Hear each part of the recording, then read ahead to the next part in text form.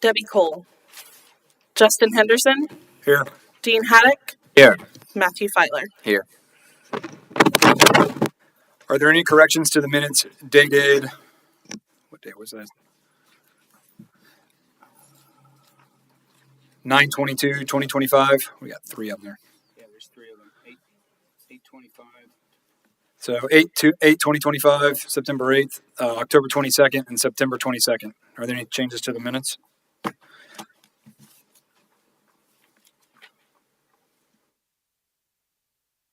Not, may I have a motion to approve the minutes?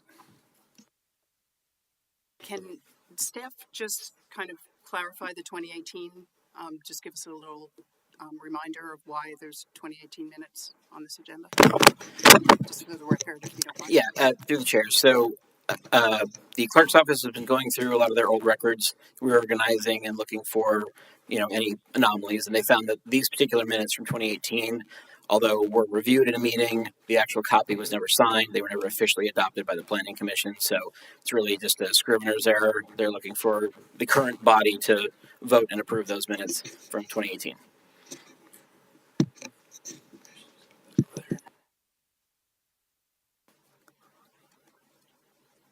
Do I have a motion? Motion to approve all minutes. Second. Just for discussion, quickly, Mr. Dahl, were you present in that meeting? Which meeting? The 2018 meeting minutes? Very likely. Does anything stand out to you about it? Not one thing except it's no, nothing. 17 goes. Except it's in it. Okay, that was my only question. All those in favor, please say aye. Aye. Aye. All those opposed, please say nay. Motion to approve the minutes from 9/8/2025, 10/22/2018, and 9/22/2025 is approved. All right, to the staff, is there any correspondence for any item on the agenda? Yes, you should have received some emails on the dais. These are in addition to the ones that were in the packet. Most of them are for the. I missed that.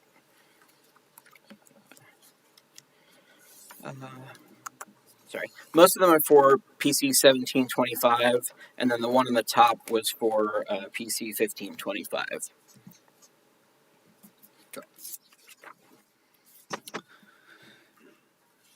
All right, new business then. Moving on. The Planning Commission meetings are generally quasi-judicial in nature. All decisions of the Commission will be based on competent substantial evidence, including testimony provided in this meeting. Any person who is not an applicant or agent that wishes to speak will need to fill out a speaker card located on the side table by the door and turn them into the city clerk. Each member of the public will be given 3 minutes to speak on each item. Please refrain from speaking from the audience, and applause and cheering will not be allowed. No. Please silence your cell phones.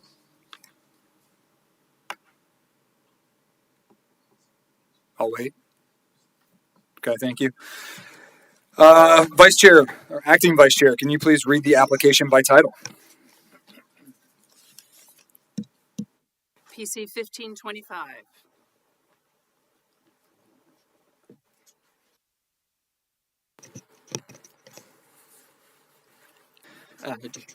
To the place. May we please have the staff presentation? You may indeed. This is application PC 1525, which is a conditional use application for a property located at 602 Shedder Avenue.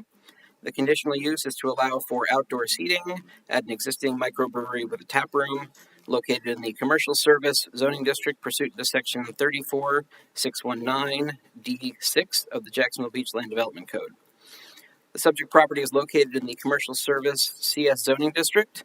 The current uses of the property include retail sales, co-work office space, and a microbrewery with an indoor tap room and coffee service. In the previous LDC, the CS zoning district was and is a unique district that had some limitations placed on the uses that did not necessarily make sense with the CS zoning surrounding uses and other uses allowed in the district, particularly with its location being adjacent to other commercial and industrial uses. So changes were made in the current code to allow certain accessory uses to those primary uses, some of them conditional, such as this one. But the attempt was to iron out these inconsistencies and make a more cohesive and internally compatible zoning district. The current owner and operator has used the parking facility for outdoor markets and celebrations on a regular basis through our special event permit process. This carries with it specific limitations on the number of events and the types and activities that can occur during one of these events. A large part of these restrictions come down to a limitation on the number of events per year, which is currently limited to 6. So any outdoor activities were through that process at this facility, and they had to go through that permitting, and they could only do them 6 times a year. Let me.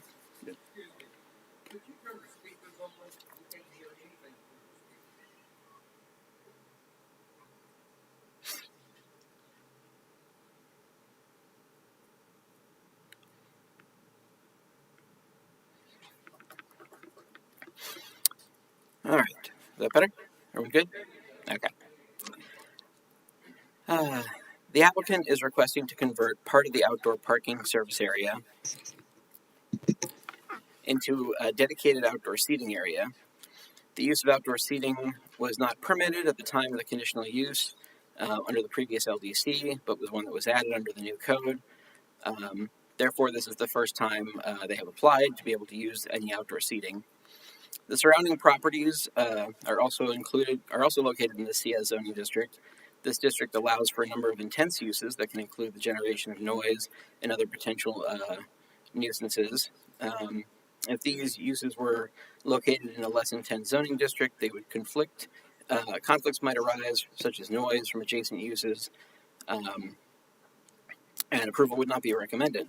However, as CS allows for uses such as boat building and repair, auto sales, RV sales, storage of building materials, gas stations, and other more intense uses, the use of outdoor seating for a tasting room would be compatible with these surrounding uses, as well as all other uses allowed in the CS district. Additionally, this area is adjacent to the C2 commercial zoning district along Beach Boulevard, which is our most intense commercial district. Also, as part of the changes to the new land development code, there are now options for alternative parking design to accommodate alternative modes of transportation that are generally encouraged to promote a more diverse form of transportation. One of these new options is the ability to provide golf cart-only parking spaces, which are smaller in design and strictly designed to accommodate golf carts. As such, they can be designed to provide more spaces in what would be traditional commercial parking spaces for full-size vehicles. Staff has noted that golf cart parking was a request that came up many times during the workshops of the new LDC process.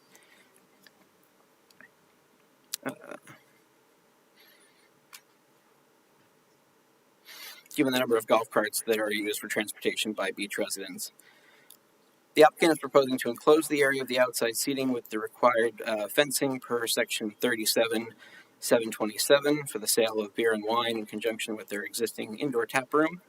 As part of the reconfiguration of the outside space, the applicant will convert 3 existing full-size parking spaces into the outside seating area and into 6 golf cart spaces, thus increasing the overall available parking while diversifying the parking types as allowed under the LDC. Surrounding uses include adjoining to the west, warehouse storage, adjoining to the south, across the existing alley, additional warehouse storage and flex space. There we go. To the east, across 6th Avenue South, is a service garage for motor vehicles, and to the north, across Cheddar, is a packaged liquor store, the ABC that's currently there. The proposed use of outside seating for the sale and service of beer and wine in conjunction with the microbrewery and small tap room is not in conflict with the surrounding uses and is consistent with the CS zoning district. Based on the application and included information, as well as reasons outlined in the staff memo, staff finds the request to meet the criteria of section 34-533. Therefore, the Planning and Development Department recommends approval of PC 1525 for outside seating for a tap room in conjunction with a microbrewery in the CS zoning district. I'll just give you a quick tour here. If I can remember how to use this thing. There we go. So this is the sort of surrounding area here. You can see that this is the aforementioned motor vehicle area. This is additional storage and warehousing, as well as This is storage and warehousing, and then this is the ABC right there. There are a number of variances and conditional uses that were approved for the existing facility as it is, including the use of pervious materials for some of the parking prior to us including that in the code, as well as the removal of the required setbacks for parking and some of the internal parking landscape standards. All this was done in roughly 2018, 2019 when they were first approved. Just to give you a quick sort of tour of the zoning area. Again, maybe. So the, and forgive my color blindness, fuchsia is your CS zoning district, and this blue box right there is their property. The red is our C2 commercial, which is our intense commercial. You have the, this is a PUD for the Publix facility, and then this is warehouse storage, which is in the industrial zoning district. And then further down several blocks, you enter into some of the higher density residential zoning districts. This is sort of a rough sketch of their proposed site plan. So you've got the proposed patio area here, which is 324 square feet, I think. And then these would be the 3 existing parking spaces that will now become the smaller 6 golf cart spaces along the front there. And then this is a rendering of their proposed design. This is currently where they bring in supplies for the brewing, and the brewing facilities are back here. And then this is a bit of enclosed seating that has a door, like a roll-up door, and then behind that is more of brewing equipment, and then the actual tap room is over on this side inside the building. I'm happy to take any questions if you have any.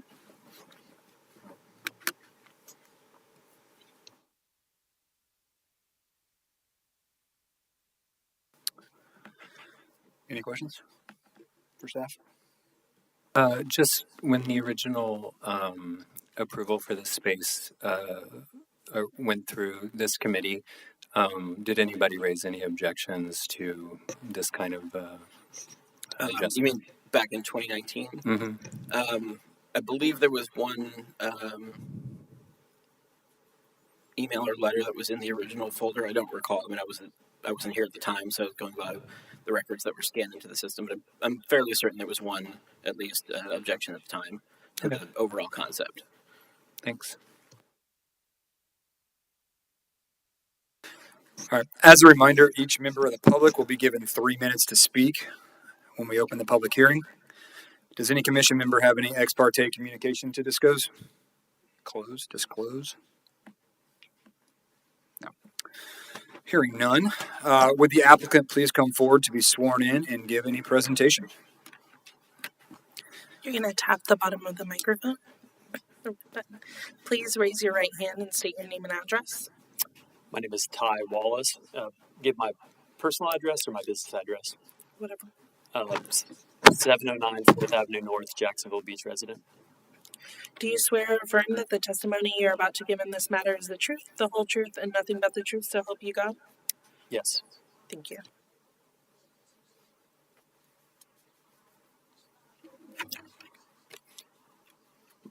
I'm good. All right. Hello, my name is Ty Wallace, owner and operator, along with my other 2 partners here. Bean Factory Brewing. We've come a long way with this project in just a short 5 years, with a huge help with the community and Planning Commission and everyone else to get us here where we're at.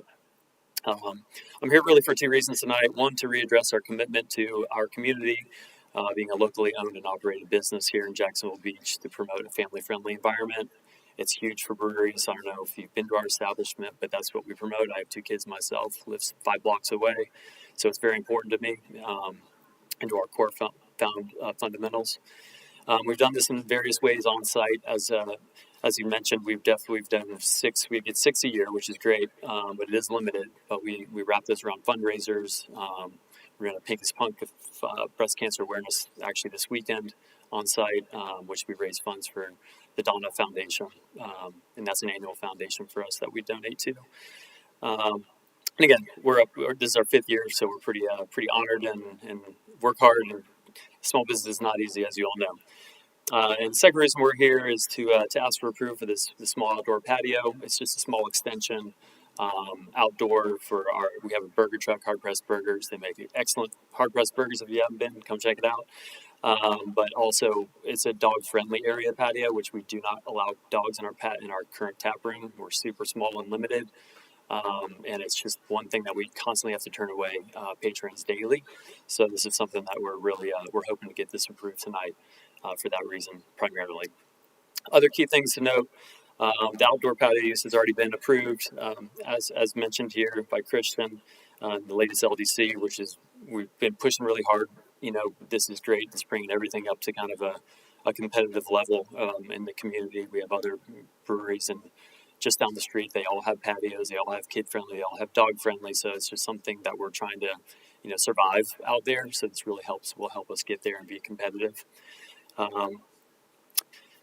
Christian and Heather both been huge advocates.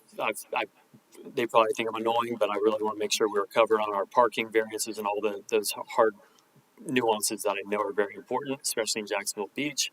So we came in and I pounded them, and we went through and made sure that we were able to fulfill everything on site without having to do any type of parking variance, which I know is a crucial step. So that's all been checked off, and they've approved it. So I feel really good about that scenario. And we do have a ton of golf carts and bikes that come, and when we see one golf cart that pulls up in one spot, I'm like, we could have 2 golf carts and a bike rack. So it really is a more efficient use of our space. I also like to note that we've had 0 complaints over the 5 years in operation by any of our neighbors on record. So that's been a huge, I think, a compliment to ourselves. I'll pat myself on the back for that. We do our best to kind of keep things in check and make friends with our neighbors, and so that is a record there. And that's pretty much it. I just every day we fulfill our same promises when we went in front of the city council numerous times, countless community meetings, where we basically poured our heart out and said, hey, we are committing to turn this area, which is Cheddar Avenue. I don't know if you've all been over there. It's come a long way since even we moved in, turned the lights on, and having those things have really cleared out a lot of homeless issues and robberies and all those other things that are way in the past, in my opinion. But it is a daily push that we all do, just keep the doors open and keep that message going that we want this to be a family-friendly environment for years to come. So that's it. That's all I got. Thank you guys so much for your time tonight. Appreciate it. Do you have any questions, or am I done? Do any commission members have any questions for the applicant? I do, Mr. Chairman. Yeah. It's an eclectic area. I think it's fair to say. And for example, I've been there a couple of times, and today I drove there at about, 11 in the morning, and just drove around and said, because it's always good to remind yourself, what a site looks like. But I wanted to just ask you, is the parking working? Because the impression that I got as I drove around was, I was a little surprised that there seemed to be a whole bunch of places to park, in part because of the diversity of uses, that when your patrons needed to park, perhaps there'd be spaces, kind of on the street or next to the street that would be available. But that was my impression. Can you give me how it's working kind of day to day? Is parking working, given your kind of unique circumstances? Thanks. I would say yes, the parking is working.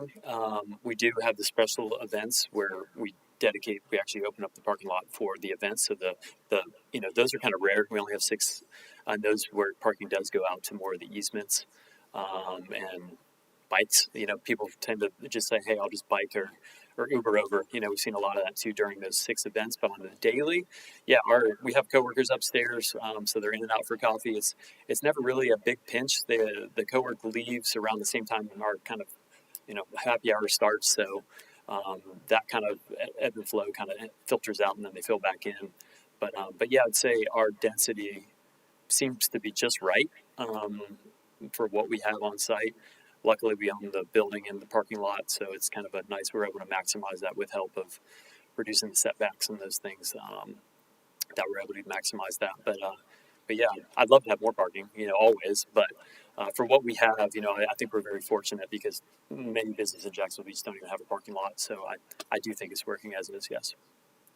Thank you. No problem. No more questions? Cool. All right, I will now open the public hearing.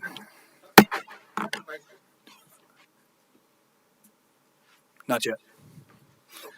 Sorry. Do we have any speaker cards? Yes, Mr. Chairman, we do.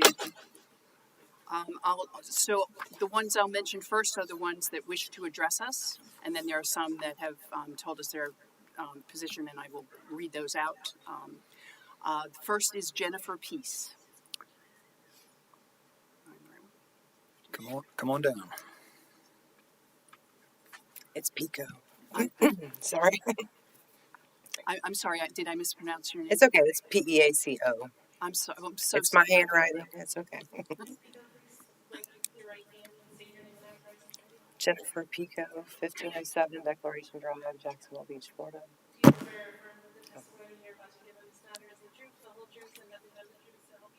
I do. My husband and I own the Coastal Auto directly across from Ink Factory. So, sorry, we own the autos repair shop right across from Ink Factory.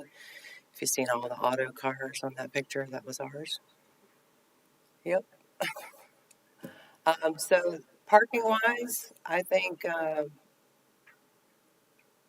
we're all been pretty good neighbors between ABC. We know the managers there, Ink Factory, even the renters, not the owner of the Parlor Donuts, Hank from next door where the nursery was.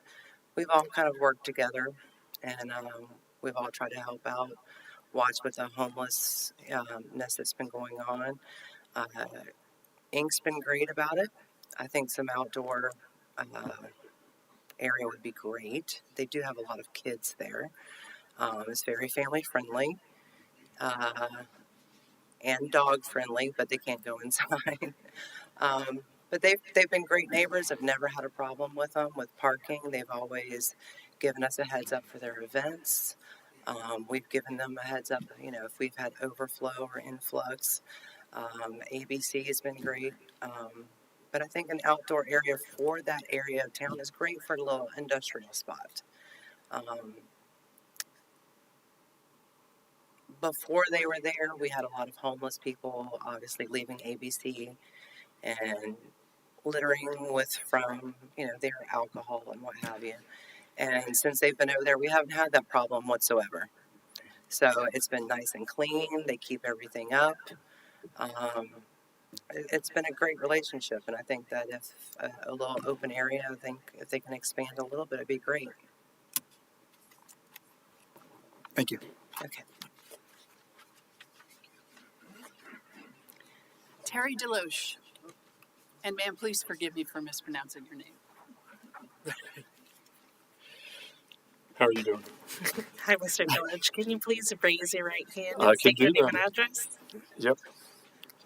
I'm ready for you. Yep. It's Terry Deloach, 405 32nd Avenue South, Jacksonville Beach. Do you swear or affirm that the testimony you're about to give in this matter is the truth, the whole truth, and nothing but the truth, so help you God? Yes, I do. First of all, let me thank you for your service. I served on this board for 23 years, as Margo, Dave, etc. know. This applicant kind of surprised me because I thought this was a done deal. I didn't know that this process had to come about tonight, actually. But I'm excited to see them moving forward with the project that they're talking about. They've always proved to have family-friendly events. That used to be, as you know, Homeless Alley, Cheddar Avenue. What they've done is introduced more activity, which is good for all the businesses, so that you have more eyes on the street, more people. And again, there's tons of overflow parking there, tons of it. I was just by there today looking at the auto store next door, the other ABC Liquors and things like that. They've been there for 5 years. 5 years, they've never had a complaint. They promised 5 years ago, because I was part of the process, that they would be family friendly, that they would have events there that would be family friendly, that they would contribute to the city of Jacksonville Beach. They have met that obligation. They have met it. I think just like actually what Grouper Shack is getting ready to do down there, they have that little outdoor area, which the barbecue before used all the time, Bearded Pig. They're doing the same thing. It's just a small outdoor area that will allow dogs and kids to be outside and sit outside and play and stuff like that. And I think that it's a great addition to a great property that we already have right now, and a great contribution to the city. That's about it, actually. It's just a great addition, and it's already in, to the point, it's already in the LDC. It's already part of the LDC now, so it'd be great just to see us move forward to this next phase of growth for the Ink Factory. Thanks again. Thank you.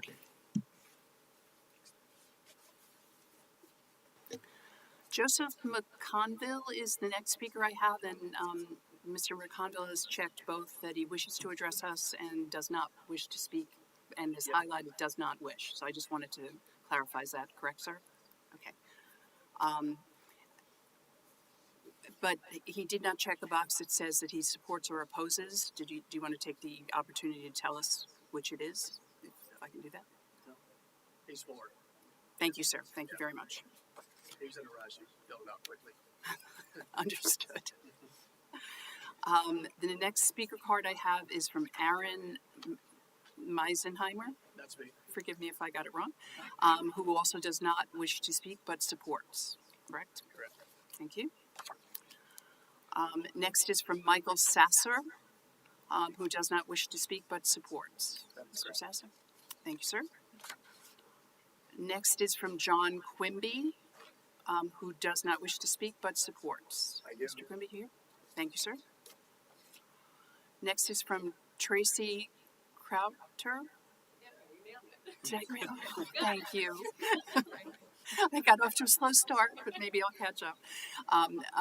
Who does not wish to speak but supports. Correct? Thank you. Next is from Shayna Rogers, who does not wish to speak but supports. That's me. Sorry. Yes. Thank you, ma'am. And finally, we have a card from Francesca van der Sluis. Yep, that's good. You got it. Right? Who does not wish to speak but supports. Yes. Thank you, everyone. That's it, Mr. Chair. Did I miss anyone? Yeah. Did you put in a card, sir? No, I didn't realize I needed to until I saw the picture. We're getting there. Is there anyone in the audience who has not filled out a speaker card that wishes to speak? Yeah. If so, please come forward, but we ask that you fill out a speaker card before you leave. I filled one out, but I asked to speak on another issue. Can I just add that to the same card? Yes, sir, Mr. Walton. We can take care of that. Okay. No, I'm trying to. You want to swear me in, or? Please raise your right hand and state your name and address. Bobby Welton, 1032 First Street, South Jacks Beach. Do you swear or affirm that the testimony you're about to give in this matter is the truth, the whole truth, and nothing but the truth, so help you God? Yes. Thank you. Okay. Could you put the picture, the diagram, from an aerial view of the size of that area? What is the depth from the building to the front of the fence? How many feet? Give me just a is that? moment, real quick. Pardon? Give me just a moment to look it up. I can't read that from here. I can't either. On the drawing, it looked like it was 12 feet, but Correct. It's 12 feet in I'm not depth. 100% sure.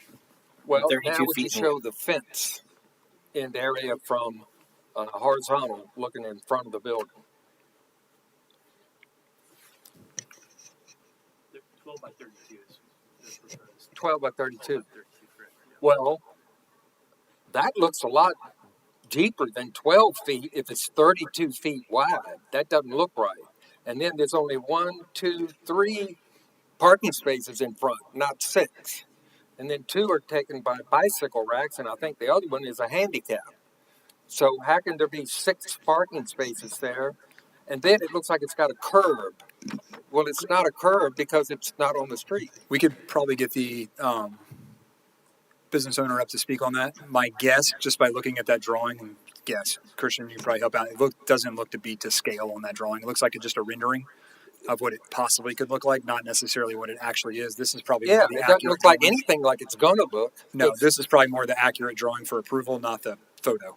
That's correct. We don't go after the measurements on the site plan. The rendering is just for visual purposes.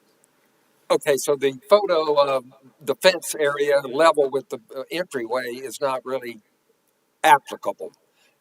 I mean, you have to say that because it doesn't look like it's supposed to look. I'm just, because when I looked at it, it doesn't look like what the patio is now, that it's 12 feet by 30 feet. The drawing looks to be correct. The picture doesn't. I think it's distortion, and I think that needs to be cleared up a little. That was my only point. We could ask the applicant if they'd like to come back up and speak on that. Yep, he's absolutely correct. And when I submitted that, it was just for a visual rendering. It was actually AI, so you can hate on AI for that. But it was just for an overall aesthetic look, and I did present that when I submitted it, but it probably wasn't that clear because it gets the wow factor. When you see it, you're like, wow, it looks great. But yeah, the actual scale is the 12 by 32 feet. So those are the exact measurements. Okay, thank you. No problem.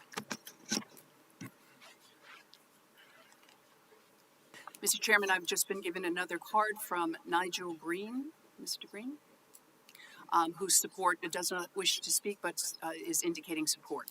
Correct, sir? Thank you, sir. Okay, anybody else that needs to speak that hasn't filled out a card? Going once, going twice? Cool. I will now close the public hearing and bring the item back to the board for discussion.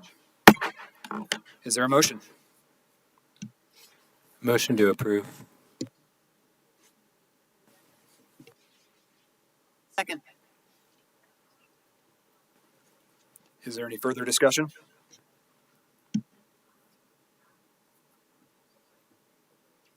I have a question.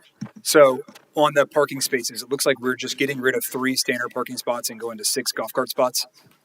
Yes, there's also some additional bike racks that we didn't account for because it is in excess of what they require, but they'll have additional bicycle parking as well as the 6 golf cart spaces. Okay. So in theory, theoretically, we have more parking now than we did before. Correct. Cool. Mr. Chair, I have a question. The 34.553 standards applicable to all conditional use approvals, which is why we're here, and it's really the only power that this particular group has is the conditional use standards. Letter F, adequate public facilities, that would be parking in one place, and then G is the next one, adequate ingress and egress to the proposed conditional use. And I think that's what little discussion we had tonight was about those issues. And we could add those as conditional uses to see that we didn't have any problem with those, which I don't think you're gonna, but I don't know. And if people were worried about it, it'd be easy enough to have us put it in a condition about no demonstrated adverse effect and that there's adequate public facilities. And if there's no issues, it just goes away. So I'm not promoting that, but it's there if there's anybody else that has anything to say about that. Thank you, Mr. Chair. My in relation to that, my only thought on that would be we're not really taking away any parking. We're not changing this layout of the parking lot really at all because we're taking parking spots, essentially cutting them in half, making them for golf carts. And then, so the parking as it stands stays. We're at absolute worst case, you're just getting rid of 3 spots. And so your ingress and egress is the same. You're actually adding spots. I hear that argument, but you're only adding spots if you're not driving a truck. Correct. But I would assume they already have golf carts parking in there as is, taking up spots. I'm sure. Yep. Okay. I'm not do it. I just wanted to bring that up, that it's an option if we need it. Over.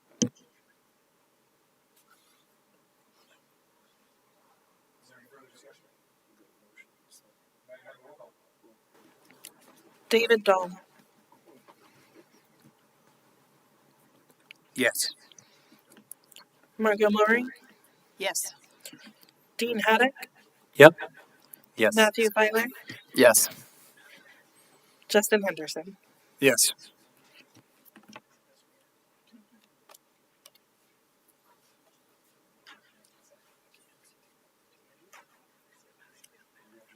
You've been approved. Thank you all.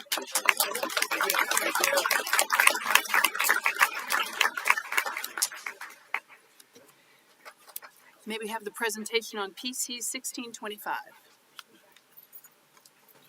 You may indeed. This is Planning Commission application PC 1625. It is a conditional use application. It is for the multifamily use in the C1 zoning district to allow for the renovation of existing multifamily dwellings pursuant to section 34617 D14, which utilizes the RM2 standards for multifamily. The subject property is located in the C1 zoning commercial district. The subject property has two portions of an original platted lot of record.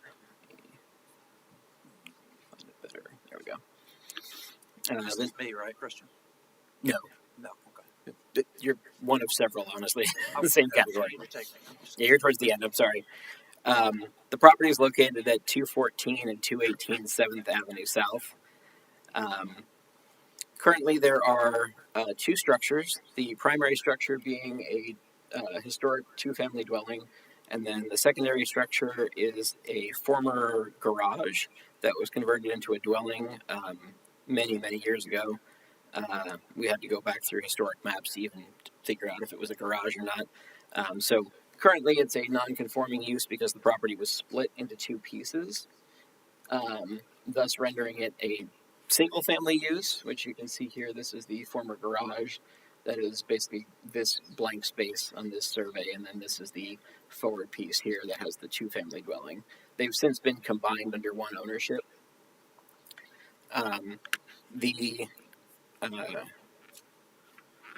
Under the previous LDC, there were no provisions for existing single-family dwellings located in the commercial district.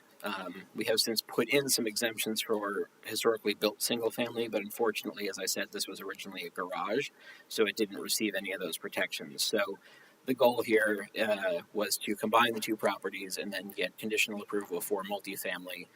Obviously, the two-unit dwelling to the north is existing multifamily, but predates the code, therefore never had any conditional approval.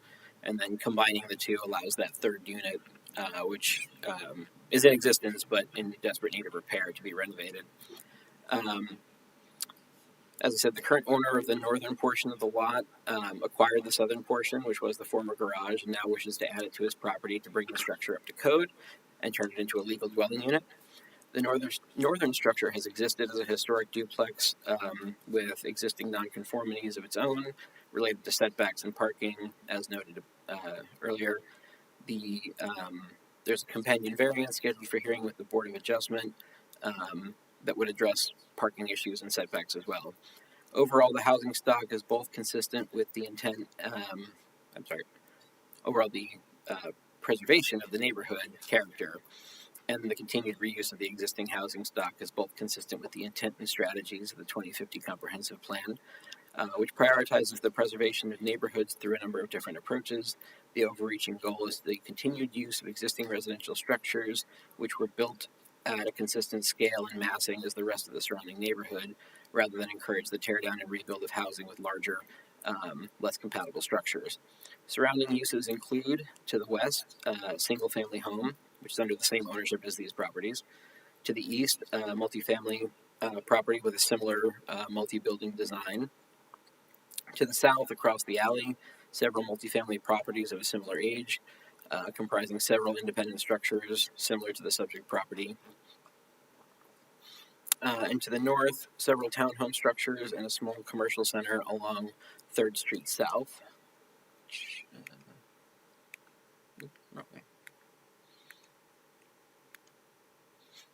There you go. Kind of make that out so. Nope, not that one.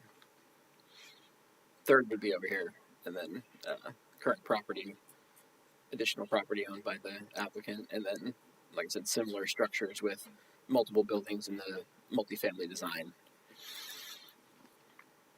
The proposed conditional use will not change the existing character of the property, but will rather maintain the same level of intensity, as well as providing for improvements and upgrades to the existing structures, as well as adding additional parking to the rear for the existing non-conforming third dwelling unit.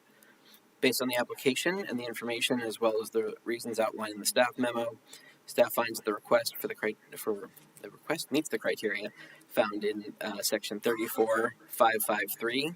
Therefore, the Planning and Development Department recommends approval of PC 1625 for the addition of a third multifamily unit to an existing two-unit multifamily property through the combination of the two portions of the former lot of record located in the C1 zoning commercial district.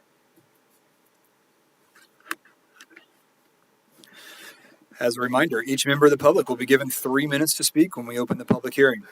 Does any commission member have any ex parte communication to disclose? Hearing none, would the applicant please come forward to be sworn in and give any presentation?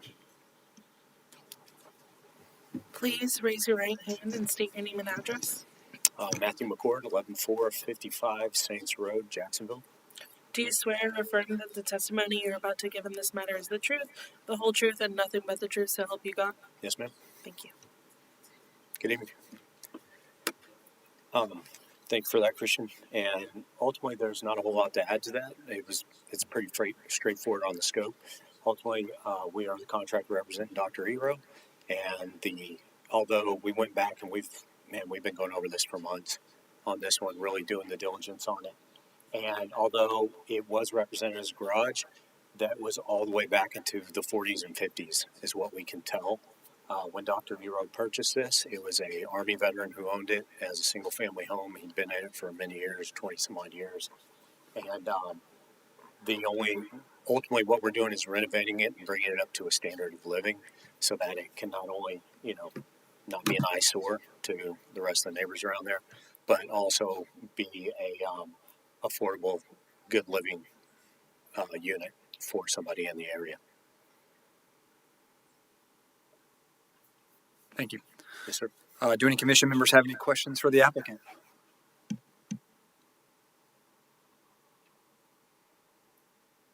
Hearing none, I will now open the hearing to the public.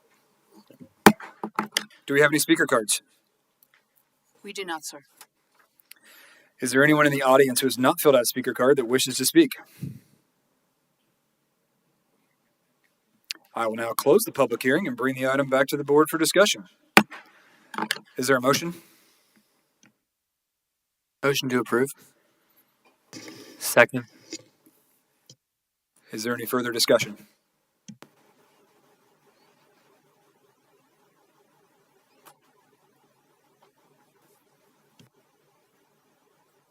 May I have a roll call? Margot Mooring, Yes. David Dahl, Yes. Dean Haddock, Yes. Matthew Filer, Yes. Justin Henderson. Yes. And you've been approved.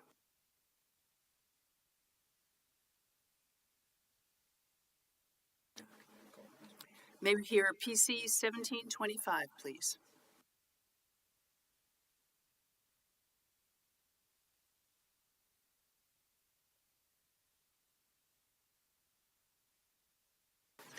Through the chair, this is application PC 1725, which is a conditional use application to allow for a packaged liquor store, which is a technical term, for the sale of packaged beer and wine only, located in the commercial limited C1 zoning district pursuant to section 34617 D4 of the Jacksonville Beach Land Development Code.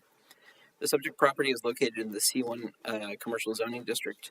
The property is a fully developed commercial center with a range of uses and separate tenant spaces. The property was developed in 1983 and has established parking on both the front and sides of the two structures, and has mature landscaping that's already in place. The property is located on the east side of Penman Road, on the northeast side of the intersection of Penman Road and 13th Avenue North. The proposed use is a commercial retail use which is consists of package sale of beer and wine only for off-premise consumption in conjunction with a vape and smoke shop. The proposed use will include some retail sale of other items, but will focus predominantly on beer, wine, vape, and smoking-related products. The proposed use will occupy a tenant space within the larger commercial center, which is home to a diverse group of uses, including office, medical, personal service, fitness, and other types of limited low-intensity commercial uses. The section of Penman Road is a small cluster of commercial uses that encompass many of the uses permitted many uses permitted and conditional within the C1 zoning district, including various restaurants, gas stations, convenience stores, dance studios, offices, and large city-owned utility structures. The subject site is bordered to the east, which is the rear of the property, by existing single-family residential, to the north by another commercial center, to the south across 13th Avenue, a third commercial center, and to the west across Penman Road, a large city utility station. The proposed use is consistent with the intents and strategies of the 2050 Comprehensive Plan, which encourages the continued use of commercial areas and directs commercial uses to occupy, continue to use, and maintain existing commercial structures rather than build new or rezone additional commercial properties within the city. The use is similar to other uses located within the C1 zoning district and along Penman Road in the immediate vicinity. Based on the application and the included information, as well as the reasons outlined in the staff memo, staff finds the request meets the criteria of 34553, and therefore the Planning and Development Department recommends approval of PC 1725 for packaged beer and wine sales in the C1 zoning district. Just to orient you guys a little bit. So obviously this is the property in question. Again, this is an additional commercial center here, as well as here. Obviously the city substation is right there. And then you have the residential uses to the rear. This is just sort of, again, to orient you with the zoning. This stretch of Penman Road is a little commercial center within the neighborhood. So all of this is C1 in the surrounding area, and then obviously backs up to residential on all sides. This is the property, basically looking east along Penman Road, and you can see the adjoining commercial uses, commercial center to the north. This is sort of a second look from that commercial center looking into the shopping center, so you can see it's a number of smaller tenant spaces. Existing parking, existing design, existing buildings, so there's really no change in the actual property other than a change in use. Commercial shopping centers, all of their parking standards are based on a generic per square foot for the total building, so it anticipates all of the potential uses in C1. So in that regard, it's really just a question of approving the use, and as I said, there are other similar commercial uses within the immediate area. There's a gas station and obviously several restaurants and things like that. So I'm happy to answer any questions. I believe we've got a number of speakers to get through as well. Christian, I have a question. Yeah. With liquor stores, and just curiosity, is there a requirement to be a certain distance away from a school? So for it depends on the type of liquor and how it's sold, but generally the answer is yes. But the code requires them to be state licensed, recognized educational institutions. So daycares and things like that can qualify under certain circumstances. But I know the question of dance school has come up before, but that is not technically considered a school under the state law. Or which one? The dance school that's just to the north of there. There's a school right across the other side of the street. There's a Montessori school on Right, the other side of Penman. So give me just a moment. I'll pull up that section of the code for you.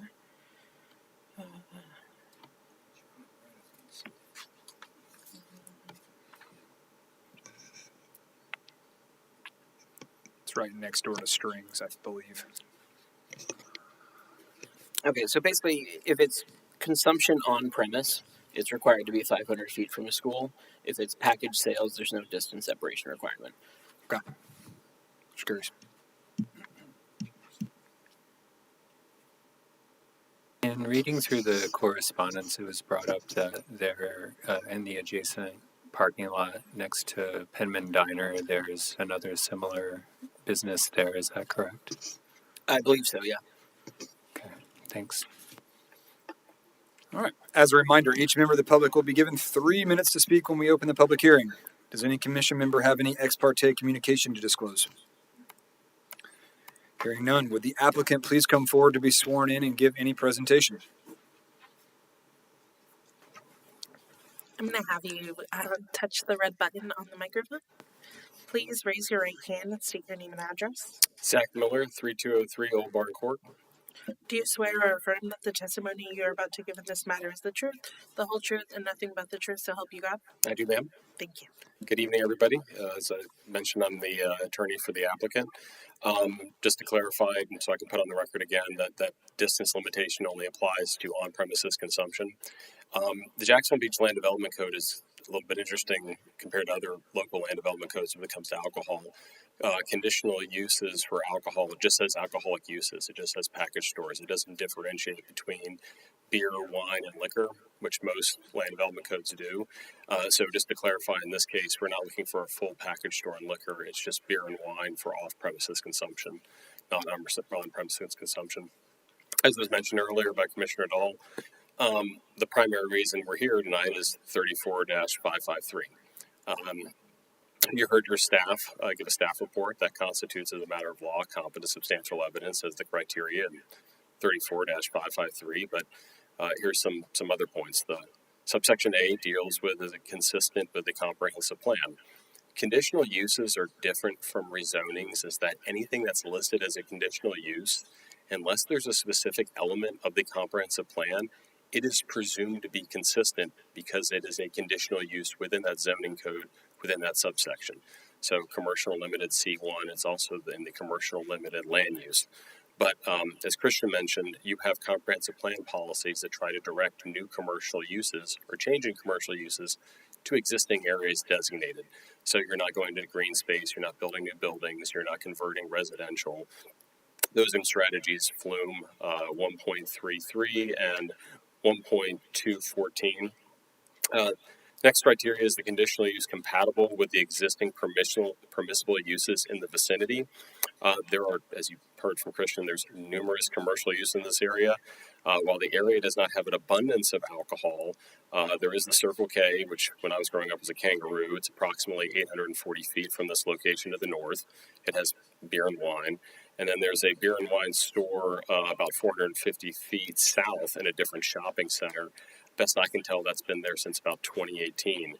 So while there's not a large number of similar uses for the sale of beer and wine, that has not been a detriment to the area or the existing businesses. I asked my client, I actually asked their landlord if there's been any detrimental effects in this area from either the beer and wine uses. They have not heard any. I also support the reported crime statistics going back 10 years in this area, or 10 years as of January. And there was no outside the Circle K or the beer and wine shop.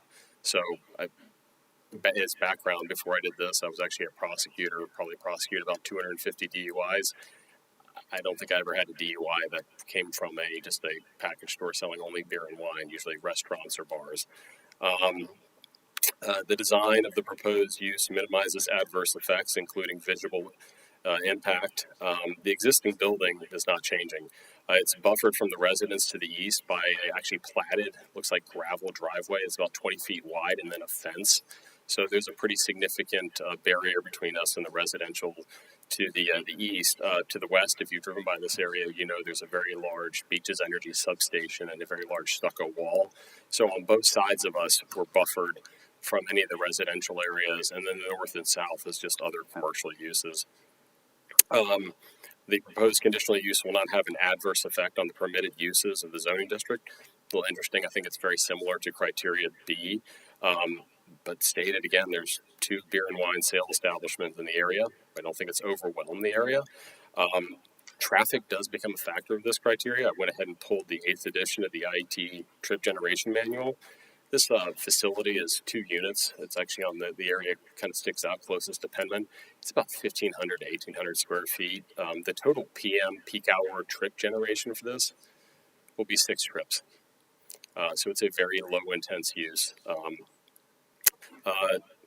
There are adequate public facilities and services. So obviously, it's a building with water and sewer. As to parking, we have to meet the parking code. It's in a shopping center. You do have reduced parking demands. I think Christian can probably tell you, but I think it's one space for every 250 square feet. Obviously, we have to meet that. Last two criteria that I think are applicable is there's adequate ingress and egress from the property. There's currently 3 curb cuts. That's not going to be changing. And then there's the proposed conditional use is consistent with the requirements of the Land Development Code. It's a little bit circular, but what that means is there are specific provisions somewhere else in the code that this conflicts, and it doesn't. That's why it's listed as a conditional use. That's why there's other 2 similar uses in the area. There's also no specific provision in the comprehensive plan that would prohibit this conditional use. And we covered a lot of ground. I'm happy to answer any questions the commissioners might have. Does the commission members have any questions for the applicant?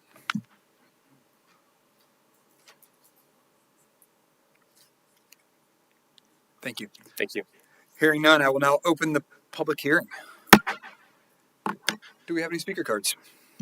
We do, Mr. Chairman. The first is Jamie Clark. And Ms. Clark has given us some materials to distribute. Is that correct? I have, yes, that is correct. Ooh, sorry. Ms. Clark, please raise your right hand and state your name and address. My name is Jamie Clark, 1401 Penman Road, Suites E and F.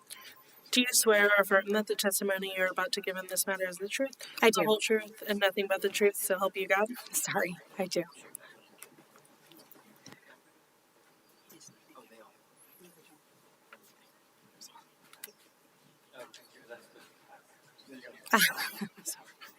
That's okay. Am I allowed to ask a question before I start speaking? Sorry, am I screaming? Sure. Is there a limited number of beer and wine permits that are given per capita? I believe I read 10,000, one per every 10,000 residents. Is that correct? It's a bit of a more complicated question. So there are multiple different types of licenses, and they're all regulated differently. Package sale beer and wine, I don't know the proportion, but it's fairly liberal. We don't have a specific limit in the city. It's countywide.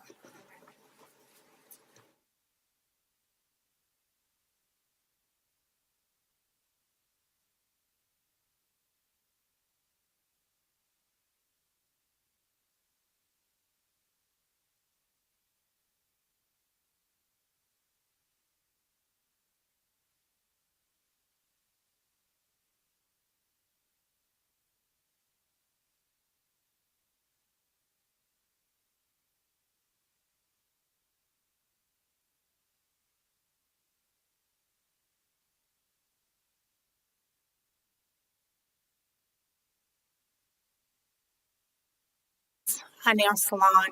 Ooh. A nail salon, 2 hair salons, Colin's business, absent answer. It's all women who work for him. We also are a association. So outside of Signature Realty renting out this space, the rest of us own and operate. So all of us are individual owners, and we operate our businesses out of our location. This would be the only business that isn't operated by somebody who is currently an owner. He is renting to the puff and pour. So I read through the application. I read through the staff report. And I have kind of some specific things like about the application that I wanted to go over. So in the intended use statement by Brian Cantrell, he talks about them intending to create a clean, well-managed retail experience with tasteful branding and operations that minimize disruption and align with the commercial character of the area. So I've included 3 photos of the puff and pour currently. I don't think the branding is tasteful currently. The signs are a little bit shocking. They're yellow and red. There is a banner which looks like it should be outside in the window here in the first photo. That is their branding. I'm going to give you one more minute because we had the question to start, but Oh. after that one, we're going to have to wrap it up. Okay, so the parking, as you can see from this aerial photo, there's already pretty dense parking. The Penman Square is almost completely full. Their parking infringes on our parking. That is the commercial location of the first other packaged beer and liquor store that is in this very small 4-block area. Our parking, as you can see, is also pretty full. The community next to us is pretty full. We really can't have any more people parking. Our parking is already taxed. It's going to spill over to everybody else, which it already is. We may have a sufficient amount of spaces for what the use is theoretically, but we don't actually have that much parking. And I think it's going to bring our property values down. Unfortunately, there is an amount of crime that typically comes with these uses. And because we are predominantly female-based businesses, I think we're going to encounter some issues. Thank you for your time. I appreciate it. Thank you. We have a card from Eric Mott, who wishes to address us, I believe.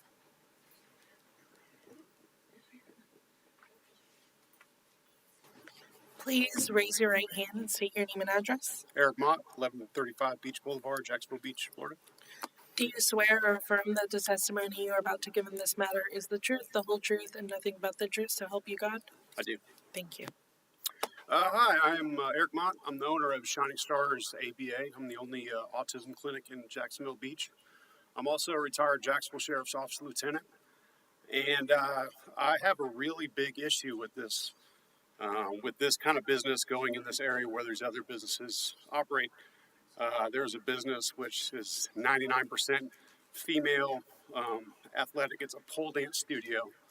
And I think we can all agree that we all understand the type of patrons that is going to visit a smoke and shop or whatever degenerate smoke shop opens up. They're on every corner. We don't need any more of them. This is going to be a recipe for disaster, having the patrons of this smoke shop and a bunch of pole dance women interacting. And if you vote yes for this, that disaster is going to be on you. That is going to be your responsibility. That is going to be something you're going to have to carry around. You are endangering people by putting the type of patrons that are going to visit this store intermixed with the type of patrons that are already in this unit. It's a bad idea. I will support, if anyone votes yes on this, I will support whoever runs against you. So thanks. Thank you. We have a card from Lorian Anderson, who wishes to address us.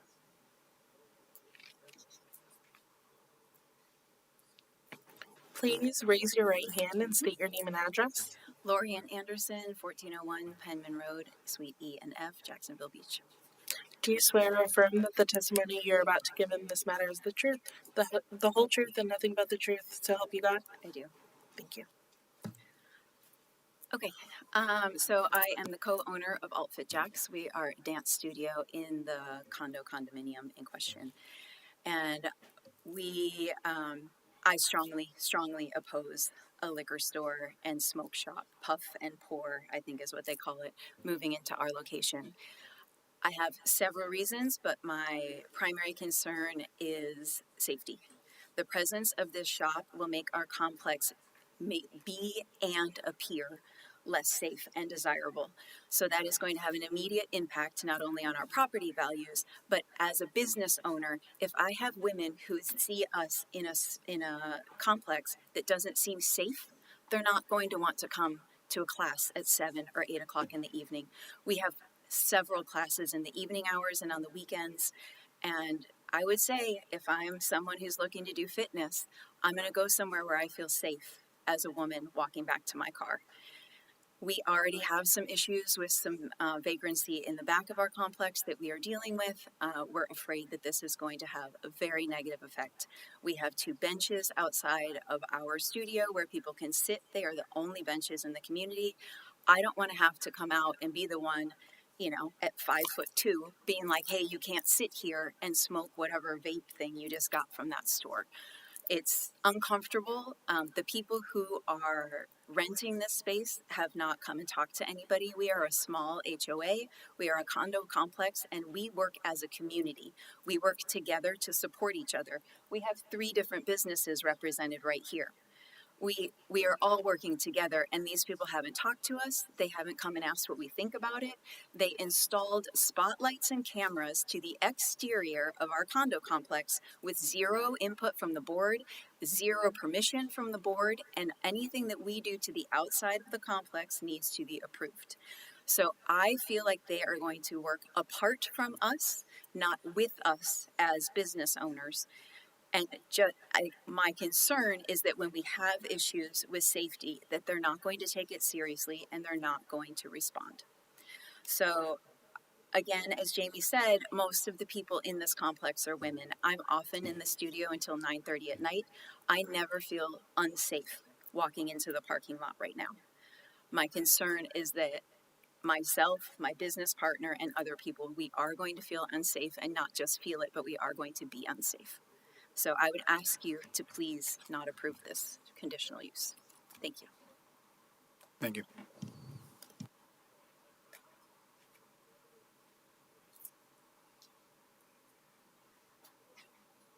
Heather Miller wishes to address us.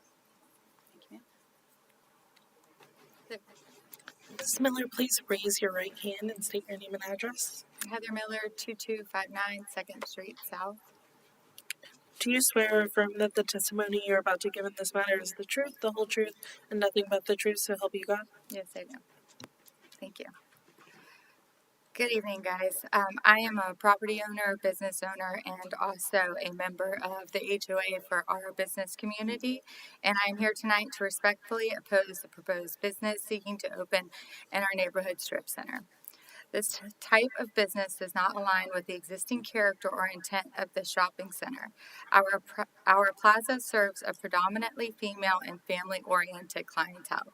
People come for wellness, beauty, childcare, and professional services in a calm and safe environment.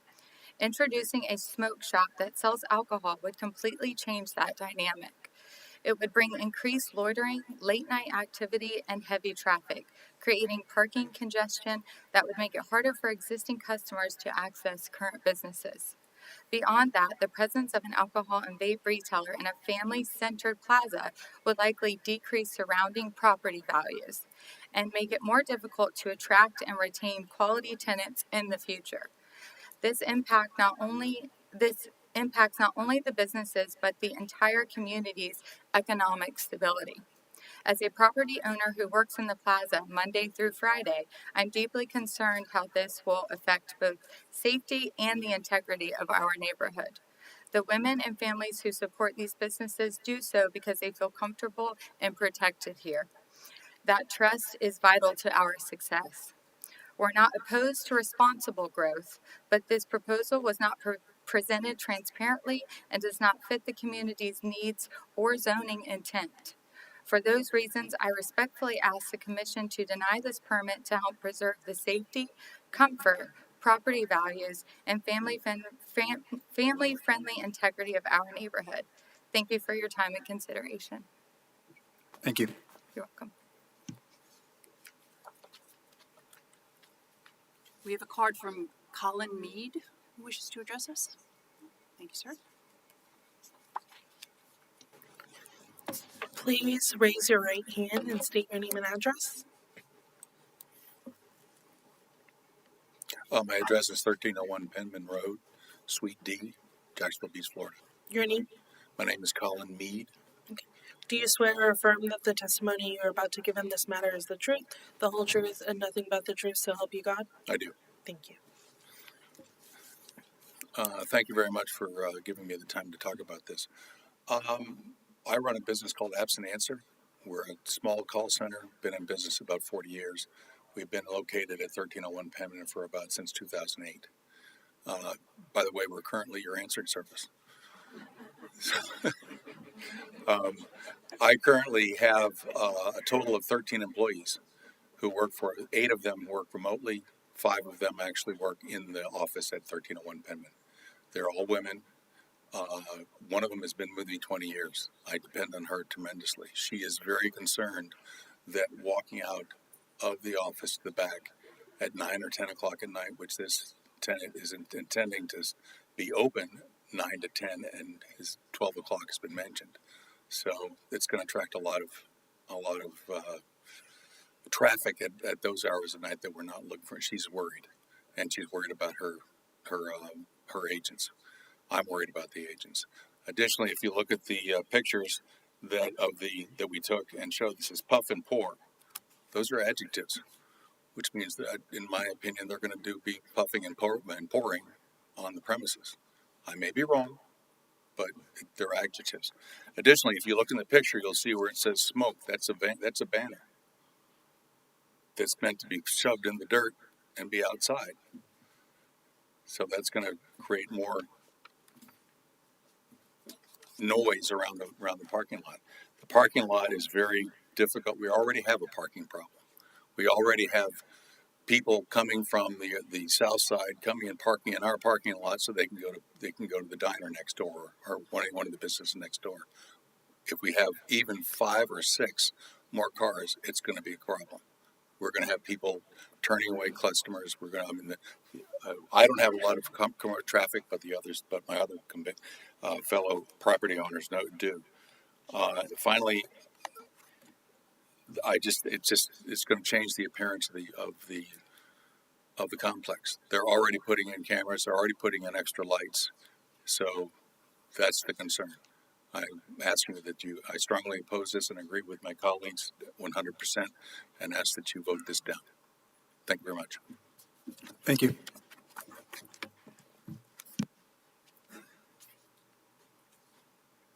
We have a card from Teresa. Teresa? Is it? I'm sorry. I'm just. Welcome, ma'am. Sorry about that. Thank you. Please raise your right hand and state your name and address. My property is in 1619 2nd Avenue North, Jacksonville Beach, 32250. And your name? Teresa Padro. Do you swear or affirm that the testimony you're about to give in this matter is the truth, the whole truth, and nothing but the truth, so help you God? I do. Thank you. All right, so I've been a resident of the beaches for about 25 years, and I've seen a lot of growth and change, as you probably have seen as well. But I'm here concerned, and I'm here as basically 3 entities. First, I come as a student of Outfit Jacks. I've been a student for a number of years. And if you see only one class, you will see that these are athletes. We need nothing but fresh air near us and safety. These are numerous people that have been victims of a rough life, and they are traumatized as it is, and they come to Outfit Jacks for a place to feel safe. So anything that is not family oriented and anything that is not that favors clear air is not good for the students. Second, my second entity, I'm a healthcare provider. I work in the only transplant center in Jacksonville Beach, actually, Mayo Clinic. I work in lung transplant for 3 years, and I've seen the devastating effects of vaping. In fact, there's already one case of lung transplant needed to be done to a teenager due to vaping. And I cannot tell you, I think everybody knows the damaging effects of alcohol and tobacco or beer in general. I think those go without saying. So in general, for health issues, I wish there would be another alternative to fill that space. And finally, I think most importantly, I come as a mother, as a concerned mother of a teenager. He doesn't want to be in the spotlight, but he's the only teenager here. And as a mother, and I'm sure you are parents, I'm deeply, deeply concerned, not only because of this business, but the numerous businesses that are related to vaping, beer, and wine that are very popular now in especially in Jax Beach, around the beaches, but especially in Jax Beach.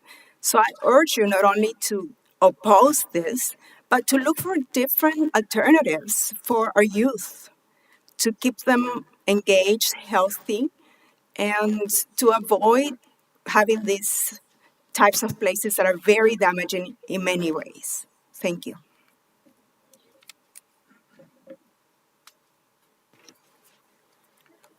We have a card from Charmin Turner, who wishes to address us.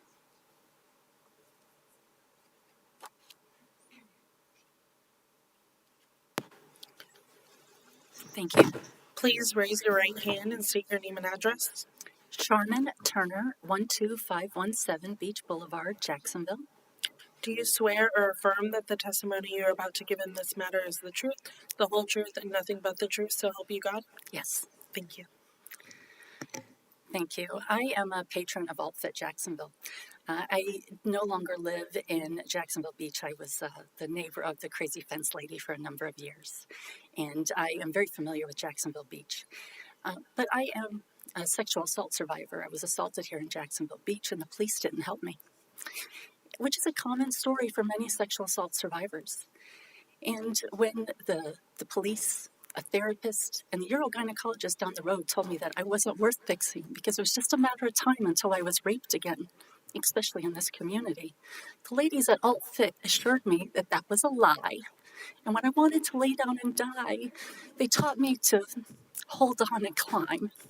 So when this business showed up, not respecting the HOA, and the reputation that follows vape shops and smoke shops, which are saturated in our community, triggered them into caring for all of our safety. I became concerned about the friends that I had created within this community. There's a large number of sexual assault survivors who came there as a way to overcome the shame of being beautiful, for being in the wrong place at the wrong time. And we trust them to keep us safe. And if they don't feel safe, I'm not sure how the rest of us will either. We may have the wrong perception because it is a pole dancing gym, but there's a lot of married women there trying to spice up their life, and a lot of people just looking for community and safety amongst women who understand them and care about their mental and physical health. None of us think that this smoke shop puff and pour is a good idea. Maybe it will be a fun location where you can go sit around and drink and smoke, but it's probably not the visual that we're looking for Jax Beach next to this particular exercise facility.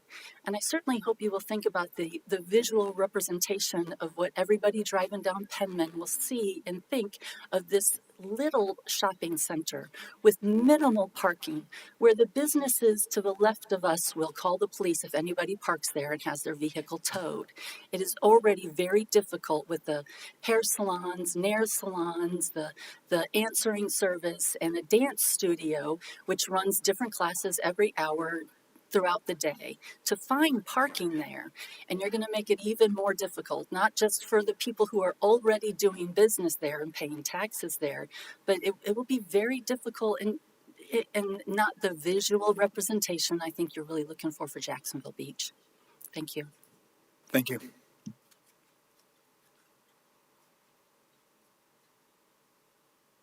I believe the rest of the cards that I have are from folks who do not wish to speak, but I'll read out your names and please let me know if I got that right. Allison Marchese. Wow. Did I get it right? Didn't wish to speak, but opposes. Is that correct? Yes. Thank you, ma'am. Tazier. Thank you so much.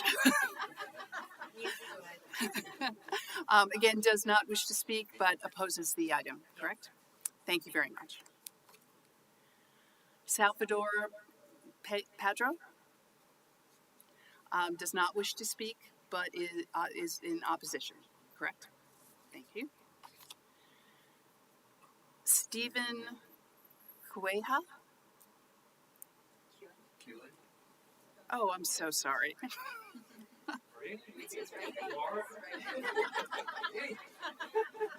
Oh dear. But you're here and you do not wish to speak and you are in opposition, correct? Thank you, sir. Chandra, of the same last name? Thank you, ma'am. And Samantha Mangineri.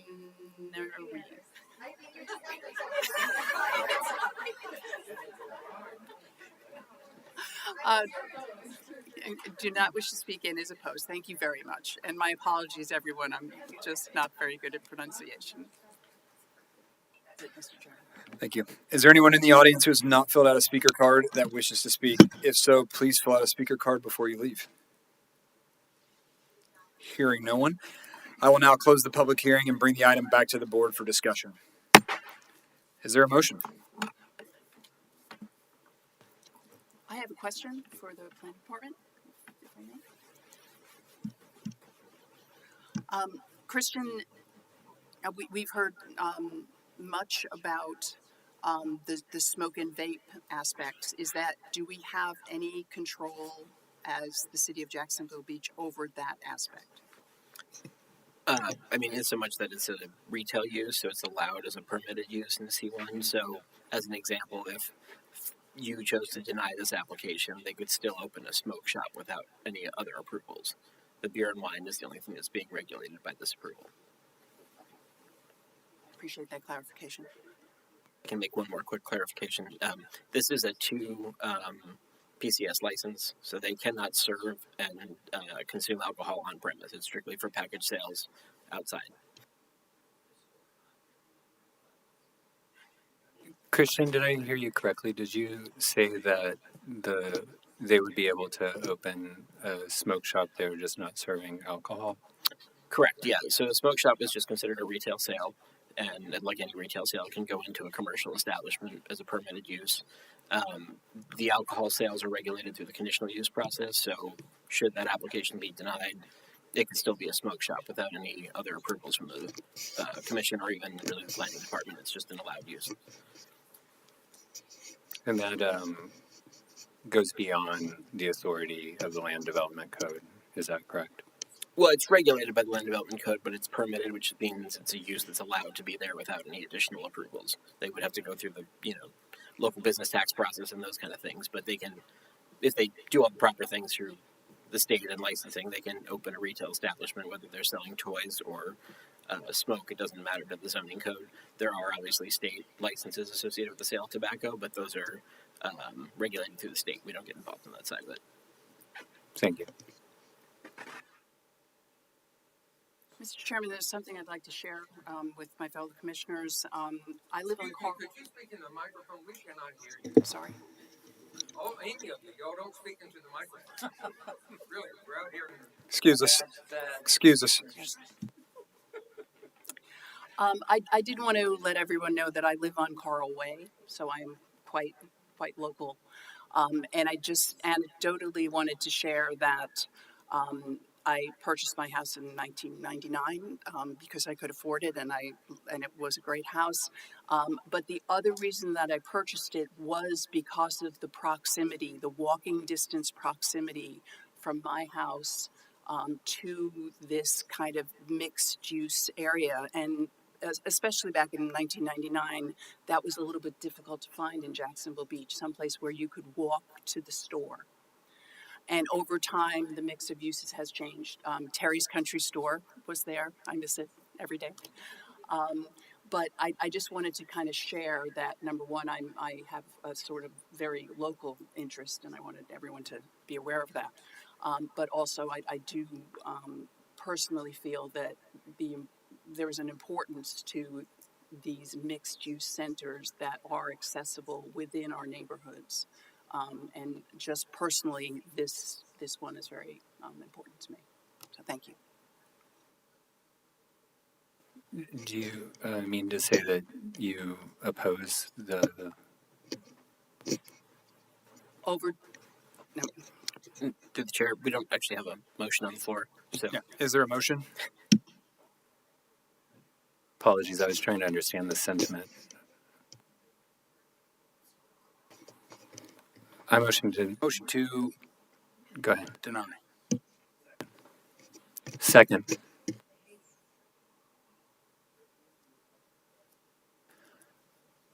Is there any further discussion? I think it's just worth noting the brave folks who came and shared their vulnerability tonight, and I understand that probably took a lot of courage. So thank you for sharing. through the chair, if there is going to be a motion for denial, I would appreciate if you could tie that to some criteria, please. Yeah, when I was reading through it, section 34-553D, the proposed conditional use will not have an adverse effect on the permitted uses of the zoning district where it is located. A applicable zoning district is this fitness facility nearby. Would we say approving the beer and wine sales at this location is affecting the fitness facility? Is that the rationale to deny it? Are we allowed to speak? There are two other businesses in the sentence.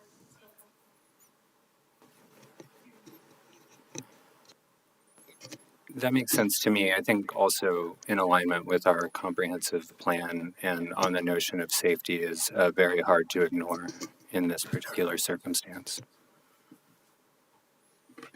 Okay, so if I'm hearing that, we're looking for a motion to deny based off of negative effects on permitted uses within the zoning districts where it's located. Am I phrasing that right? Christian? That's correct. That relates to the criteria exactly. Okay. Is there any other discussion? May I have a roll call on the motion? David Dahl, Yes. Margot Mooring, No. Dean Haddock, To confirm, yes is on the motion to deny. Correct. I vote yes. Matthew Filer, Yes. Justin Henderson. Yes.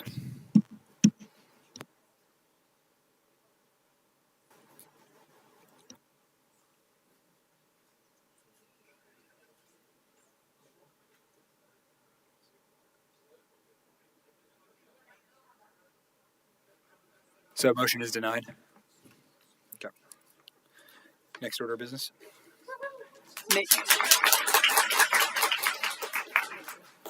May we please hear PC 1825?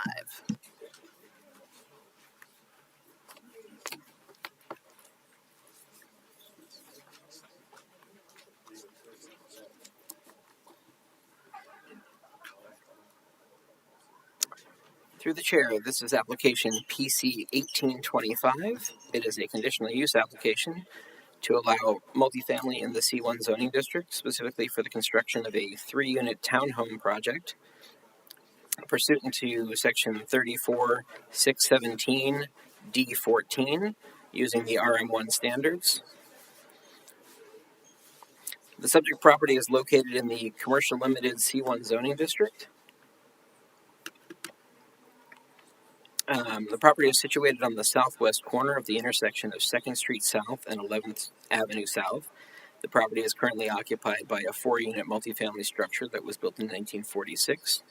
The current structure is of an older design and currently does not meet many of the required design standards in the Land Development Code, nor does it likely meet most of the requirements in the Florida Building Code. Additionally, the building was constructed prior to the adoption of the current FEMA firm maps. The structure is below base flood elevation. All these reasons combined have led to a request to demolish the existing structure and build 3 fee simple townhomes in its place. The subject property is located within the first block east of 3rd Street. and the entire block is within the C1 zoning district. The adjacent blocks further beyond 2nd Street are in the RM2 zoning district. The general area is a mix of commercial and residential uses, both within the surrounding blocks and specifically within this block. With the conversion of this property into 3 townhomes, the number of dwelling units will be reduced from 4 to 3, and this will reconfigure the site in compliance with all the current land development code regulations. Additionally, with all new construction, the design will require the buildings to be elevated above the base flood elevation, which will include an additional foot of freeboard per our code. Finally, the new structures will be built to the current building code standards, which will help ensure that the structures are out of the floodplain and can better withstand modern storms and flooding. The surrounding uses are as follows. To the south and adjacent across the existing alley is multifamily condos. To the east, across 2nd Street South, 2 townhome units. To the west and adjoining, a commercial restaurant use.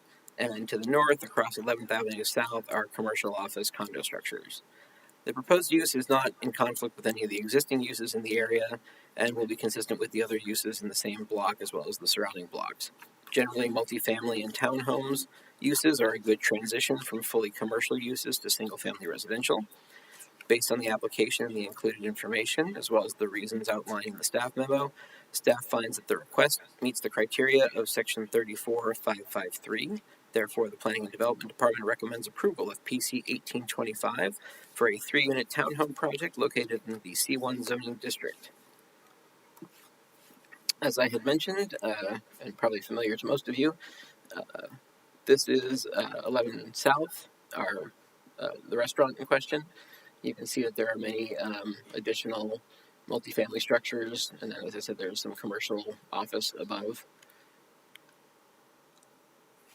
The structure, as I noted, is from the 1940s. Obviously, it's in some need of repair based on its current non-conforming use status because it does not have conditional use approval as multifamily. Repairs have been limited to a minimum percentage of the value of the building, so it has not probably seen the full rehabilitation it needed throughout the years. I am, but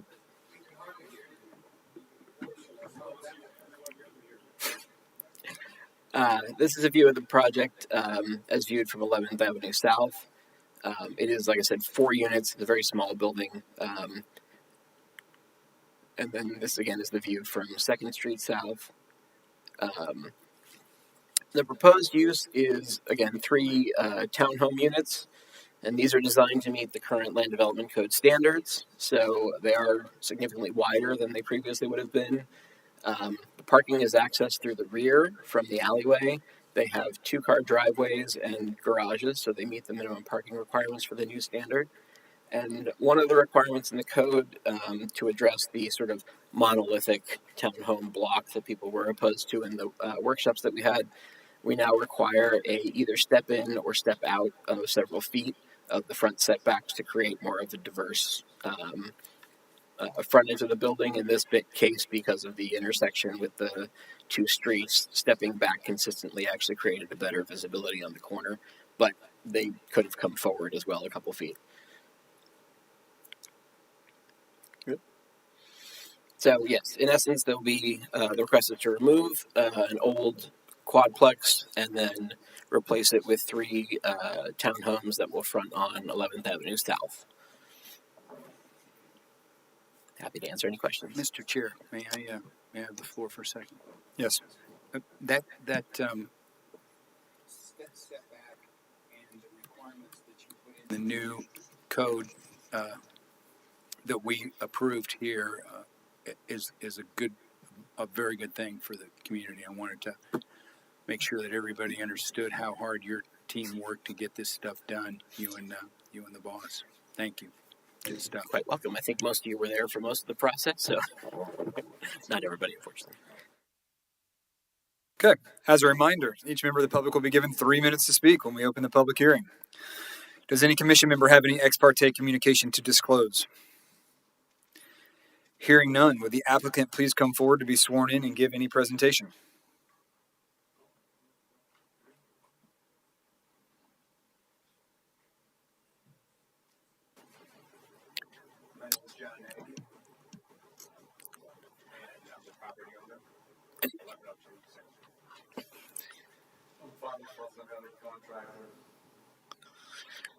Do you swear or affirm that the testimony you're about to give in this matter is the truth, the whole truth, and nothing but the truth, so help you God?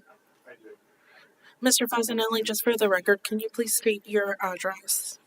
7 Watership, Watch Drive East, Jacksonville, Florida, 32225. Thank you.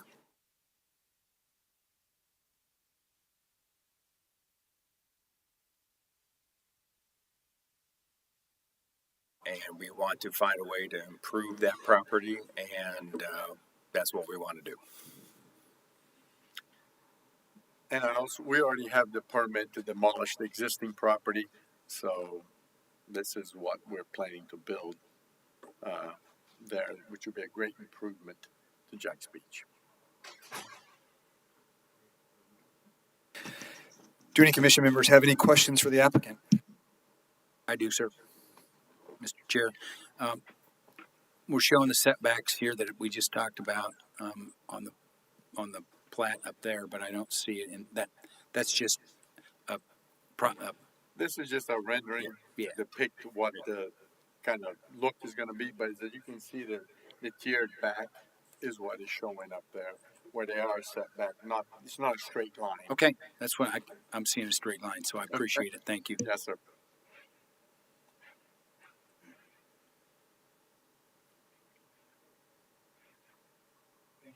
Thank you. Thank you. Thank you. I will now open the public hearing. Do we have any speaker cards?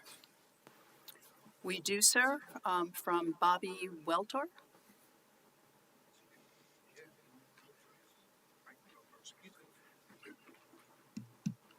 I'm going to let him go first. This is the speaker also. And your name, sir? Donald Chang. Okay. Mr. Chang wishes to address us. Thank you, sir. Thank you. Mr. Chang, please raise your right hand and state your name and address. Donald Chang, 1117 2nd Street South.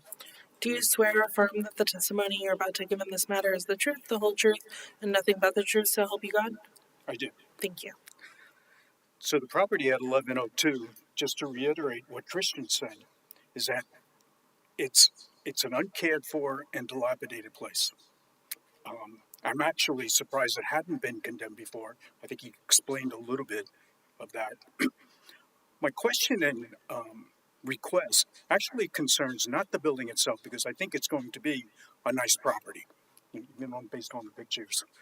My concern is actually about the state of condition. I understand before demolition, there needs to be an abatement program, typically, and I think what you've already done, had to do with asbestos and mold. The abatement that I'm thinking of has more to do, again, with the condition of the property itself, and should have a rodent and insect infestation abatement.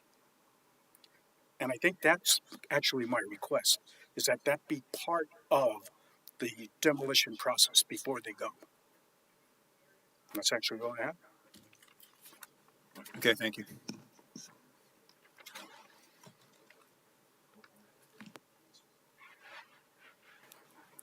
Bobby Weltor, please. Thank you, sir. Thank you. I guess I've already sworn in. I'm a Mr. Wilton, Excuse me, sir. Could you please speak into the microphone? Sure, I can definitely speak into the microphone. Mr. Wilton, Thank you. can- Yes? I'm going to have you sworn in for this particular item again. I Oh, understand please. you've already been sworn in, but it'll be for this one. Whatever. Please raise your right hand and state your name and address. Have what? Raise your right hand and state your name and address. Address is 1032 First Street South. Do you swear or affirm that the testimony you are about to give in this matter is the truth, the whole truth, and nothing but the truth, so help Yes. you God? Thank you, Mr. Wilton. You're welcome. Okay. I'm very concerned. I've been here for 18 years, and we have progressively seen the continuation of the structures being built and concrete being poured on every square inch of lots that become available. It looks like we're getting to 90% structure, concrete, or asphalt in Jacksonville Beach, particularly east of A1A. And it's obviously just choking the entire residential area because of a lack of green land, grass, trees, etc. And it looks like what we're going to do here is stress those limits to the maximum possible, and there won't be hardly any ground left because you've got parking spaces already on 11th South that are there. And are they going to be removed or in any way affected? Looks like from this picture they are. And that we're defeating the purpose here. I'm very concerned about that. Additionally, all of the activity is going to be for the entrance to the units from the garage. Or is there a front door on 11th Avenue South, or is all of the activity going to be in the back? Is that what's the deal? Y'all don't know. No, I do know. I'll answer you once you're finished and they allow me to speak again. Well, I'm happy to answer. if that would have been explained before, I wouldn't be standing here. Anyway, I'm very concerned about that, and that is a continuing problem as we continue to concrete Jacksonville Beach. Thank you. Thank you. And Fabio Fazinelli wishes to address us, please. Oh, sorry. Thank you. So, to answer the previous gentleman's questions, the parking spaces that are at front, they're in the right of way, which is not part of our property, so we're not impacting those at all. Right. The entrances to the units are on 11th Avenue South. That's where the front doors are. The rear with the garages, they're coming in, they're coming in from the alleyway at the rear of the property. So the concerns that the gentleman explained, eloquently put forth to us are basically unfound because all of those have been addressed with the project that we're planning to do there. Thank you. And just a small add regarding rodent or insect. Since we have owned that property for a number of years, I can attest that on a quarterly basis through Turner Pest Control, we have been keeping that clean and treated for a decade. So I don't fear that there's any kind of issue there. Thank you. And also, one other thing, the asbestos abatement has been done and completed. Okay, thank you.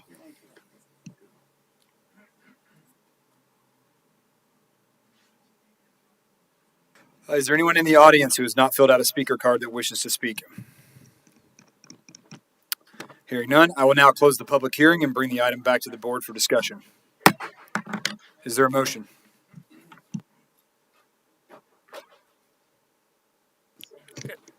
We have discussion after the motion. Motion to approve. Second. Cool. Christian, I assume there's nothing in the code for rodent abatement?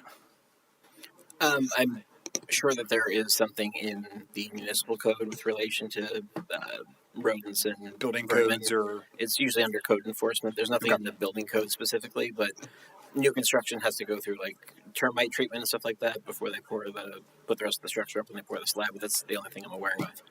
Okay.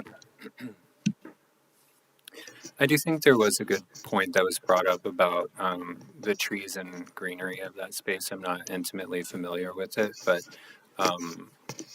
I know that we can require some conditional use on, beautification and, landscaping and so forth. And so I want to open just the question to the commission, whether that's something that's worth discussing as part of the condition. It seems like there are going to be some trees that are removed in this process, and it'd be nice to preserve some of the greenery of our space. Through the chair, if I may. So our code has both a landscape planting requirement for new construction as well as a landscape mitigation requirement for trees that are removed. It is based on species, so things like palm trees aren't really protected under the code, but any type of shade tree that falls under our list of protected trees, they have to do a replacement of those trees based on a percentage of the inch caliber of the tree. So I believe it's like a 1 to 3. So if they take down 10-inch calibers, they've got to put in at least 3 new trees that are 1-inch caliber or 1 3-inch caliber tree. So obviously they have to grow in over time, but in essence, they have to replace a percentage of the trees that they take down on top of the landscaping they have to provide under the code for new construction at a minimum. And so for my Luddite brain here, I didn't see that in the rendering, but what I'm guessing, if I could interpret what you said back, is that that will be taken care of if there are any protected trees that are removed in this process, that they will be replaced as part of this process, whether that's a conditional requirement from us or not. Right, at least at a minimum. So when they do the demolition, they have to note that they have to mark on a site plan what trees are coming down, and then for the new construction, the mitigation will be part of their permit process. Right now, we've had a pre-application meeting with the applicant to talk about things like utility locations and those types of things. When they get into the full civil engineering submittal, landscaping is part of what we look at, and then that's again verified at the beginning of construction, and then they do an as-built survey at the end of construction, and then we do a landscape inspection. So throughout the process, it will be addressed, but that is keeping to the minimum that's in the code. You guys are welcome to propose more than that. Obviously, there are some physical limitations on building size, lot coverage, setbacks, those sort of things. So if you get, I would say, too in the weeds, you may want to ask for some evaluation by the applicant if that's really the direction you want to go in as far as what reasonably can be planted and where. I'm not a landscape architect, so I don't want to get too far into it, but they do have a minimum that's in the code that they have to meet. Thanks, that's really helpful. I don't know if any of the other commissioners have a comment on the same. If I may, I just wanted to, and Christian can correct me if I'm wrong, but I believe when we updated first the comprehensive plan and then the land development regulations, this was an issue that was of great interest to the community. I feel like I heard quite a lot of discussion about That's it. true. And so there was a citywide That's kind of right. approach to addressing it, which I think would be implemented by these individual applications. I just wanted to give you that sort of background, if that's helpful. Yes. That was my understanding.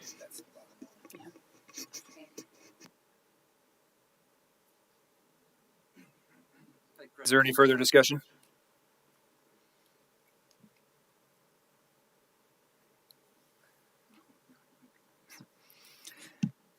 May I have a roll call on the vote? David Dahl. Margot Mooring. Yes. Dean Haddock.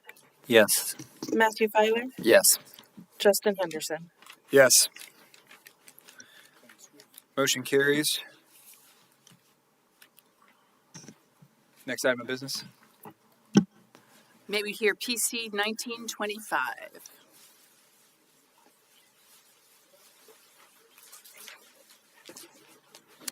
Through the chair, this is PC application number 1925. It is a conditional use application to allow for the construction of a third unit to an existing 2-unit multifamily structure located in the C1 zoning district pursuant to section 34-617-D14 using the RM1 standards of the Jacksonville Beach Land Development Code. The subject property is located in the C1 commercial zoning district. The property is located mid-block along the north side of 10th Avenue South, between 2nd Street South and 3rd Street South. This block is completely zoned C1 commercial, but is host to a mix of commercial and residential uses. The subject site is currently a 2-unit multifamily structure built in 1958. The property currently lacks any on-site parking and is located, the structure lacks any on-site parking and is located near the front of the property with a substantial amount of undeveloped raw land in the rear. The current structure is an up-down duplex. Each unit is roughly 800 square feet in size. The applicant is requesting to construct an additional third unit to the rear of the existing structure.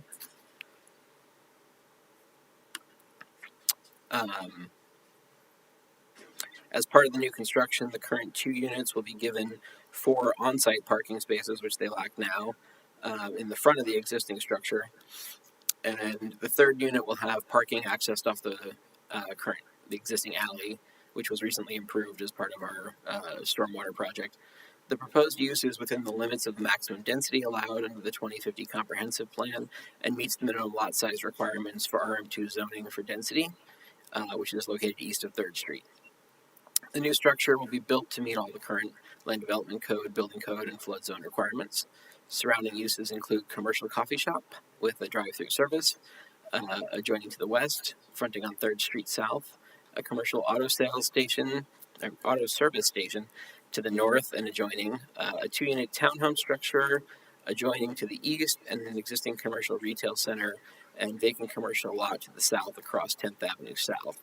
The proposed additional unit should not cause conflict with any of the existing surrounding uses, nor will it cause any expected form of nuisance. The surrounding area is a diverse mix of uses, and adding a dwelling unit to the existing multifamily property is supported by the intents and strategies of the 2050 Comprehensive Plan, which encourages the infill development of residential units in existing residential and mixed-use areas. Based on the application and the information provided, as well as the reasoning outlined in the staff memo, staff finds that the request meets the criteria of Section 34 of 553. Therefore, the Planning and Development Department recommends approval of PC 1925 for the addition of a 3rd multifamily unit to an existing 2-unit multifamily property located in the C1 zoning district. As I had mentioned earlier, hang on, find the right picture somewhere. There we go.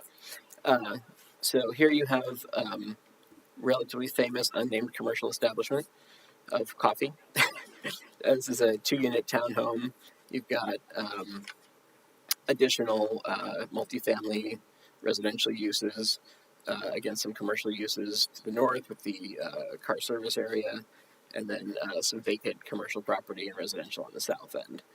The current property, this is your 2-unit multifamily, and you can see the parking currently is located basically in the right of way. And then in the rear is a small accessory structure and just a large amount of vacant property. The alley has been improved that's in the rear, so the intent is for the new single unit structure to access off the alley for their parking, and then in the front of the existing structure adding 4 parking spaces that will be on the property, which will meet all their parking requirements. They're within the allowed density, and they meet all the minimum lot size requirements, as well as lot coverage and setbacks and everything else required under the dimensional standards. So, happy to answer any questions. I think it's pretty similar to the last one we had. All right. As a reminder, each member of the public will be given 3 minutes to speak when we open the public hearing. Does any commission member have any ex parte communication to disclose? Hearing none, would the applicant please come forward to be sworn in and give any presentation? Hello, I'm the applicant. I'm Chris Johns. Please raise your right hand and state your address. My name is Chris Johns, and I live at 255 10th Avenue South, Jacksonville Beach, Florida, 32250, which is a duplex. I live downstairs. I have a tenant upstairs. Do you swear or affirm that the testimony you're about to give in this matter is the truth, the whole truth, and nothing but the truth, so help you God? Absolutely. I also want to apologize to the commissioners about my behavior. It's just I'm in excruciating pain. I have a knee replacement. I've already had one. I have a second one on Thursday, so I'm not on any pain medication, so I'm dying. That's all. I just wanted to let you know why I was. I don't have anything else to say. No problem. I don't have anything else to say. What? Yeah. I've already had one. I don't have anything to say. I mean, he said everything, so I don't know if you have any questions. I won't be able to answer anything really. My architect did everything, and we met with Christian and went through everything over the phone. So, okay.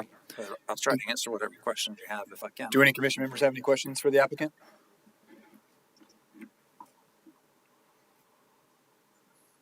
Hearing none, thank you. I will now open the public hearing. We do not.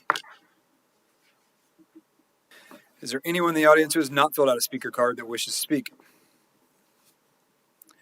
Seeing none, I will now close the public hearing and bring the item back to the board for discussion. Is there a motion? Motion to approve.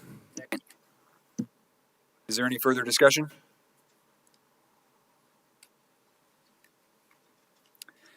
Hearing none, may I have a roll call vote on the motion? David Dahl. Yes. Margo Mooring. Yes. Dean Haddock. Yes. Matthew Filer. Yes. Justin Henderson. Yes. Motion passes. Thank you. You guys have a lot of patience. I don't know how you do your job. Y'all do a great job. Staff, may we please have the planning department report? Yes, actually, I'm going to go in reverse just to say that for the November 10th hearing, we have one conditional use request, and then we have our city attorney, Mr. Miggett, who's going to discuss next October 27th, next meeting, and what we'll be covering. Good morning. Good evening. We're not to morning yet. I'm getting closer. Good evening, commission members. David Miggett, city attorney. Wanted to just give you a quick briefing primer on what's going to be on the October 27th agenda. There was a conditional use application that came before you at your July meeting to allow a medical marijuana treatment center dispensing facility at 240 South 3rd Street. This board voted to deny the conditional use application. Litigation was filed after that denial.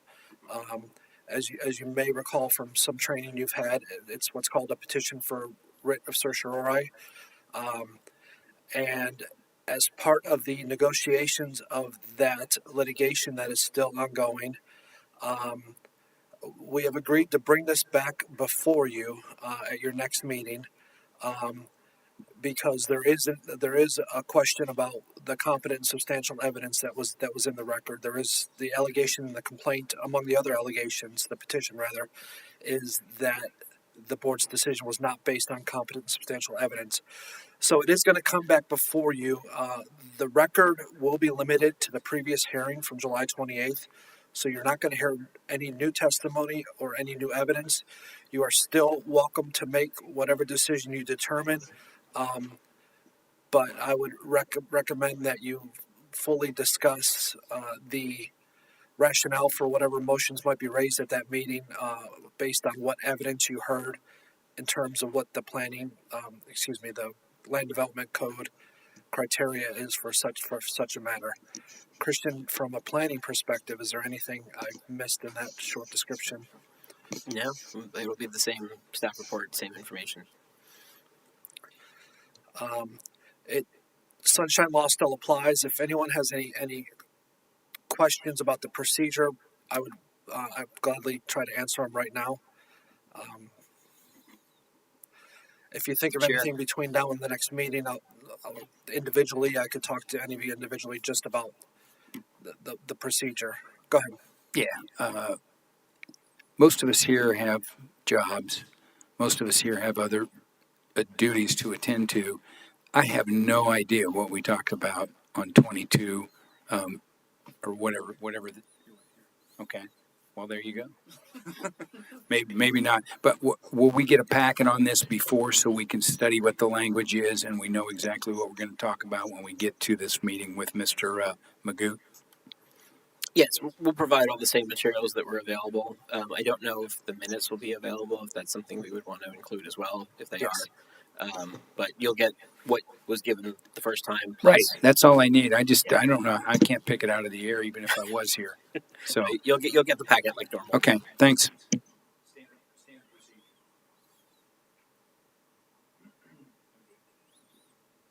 Sorry, Adam, get it. So the question is whether or not we've fully or appropriately considered substantial competent evidence. Am I understanding that correctly? So there are. I'm going to get into the weeds a little bit, but I want to make sure I give you a thorough answer. So there are 3 requirements under Florida law for quasi-judicial hearing that might be challenged. One, procedural due process has to be afforded to the petitioner. 2, a decision on a quasi-judicial item has to be based on competent and substantial evidence. And 3, the action cannot, what's called, depart from the essential requirements of law. In the lawsuit that's been filed, all 3 of those prongs are being challenged. However, at this time, we have agreed, the plaintiff's counsel and myself representing the city in the litigation have agreed to hold the litigation in abeyance to bring this matter back before the Planning Commission solely on really to see to have a discussion on the matter with the opportunity for the board to discuss the evidence in more detail. There's allegations that there was no evidence in the record that could have supported the denial. I'm not saying you have to approve it. I'm not saying you have to deny it. That's still at your discretion. But it would be, I would recommend that the board undertake a thorough discussion at the next meeting on the pros and cons of the evidence that is presented. And make a motion however you determine based on that evidence, and we'll take it from there. Thank you for that clarification.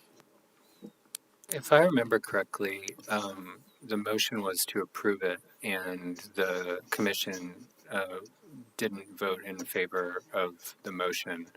So I don't know that there was an opportunity to discuss the grounds on the denial of the application. Is that of issue? I mean, it seems like the outcome will be the same regardless based on the negotiation, but were we required to present a rationale for what was ultimately an affirmative motion that was voted down? So let me talk in a general sense and not about this specific item.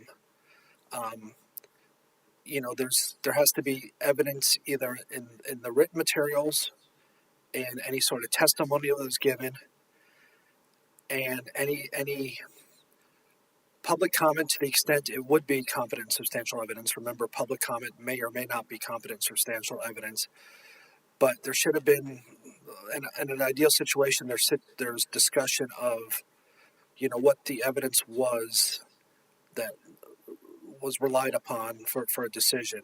And some of the allegations of the petition for writ of cert is that there was not evidence in the record to support the decision.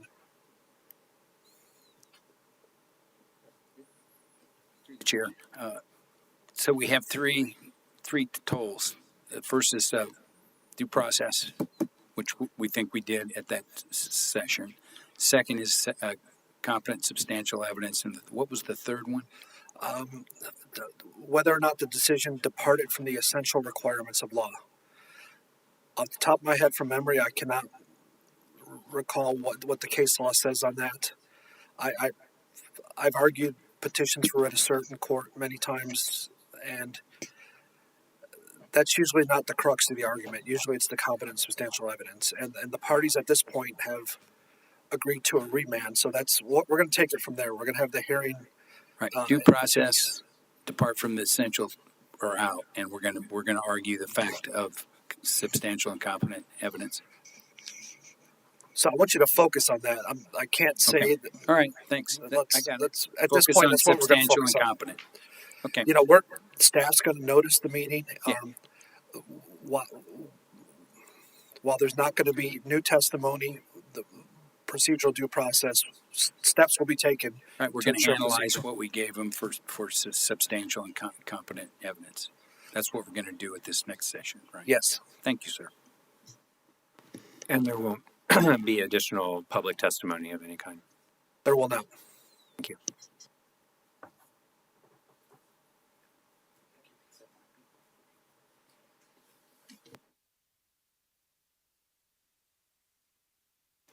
Christian, is that it for planning department report?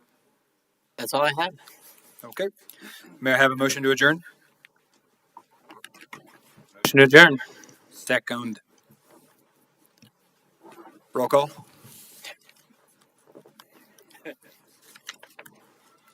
I believe we can hold this to a voice vote. All in favor, say aye. Aye. Ayes have it.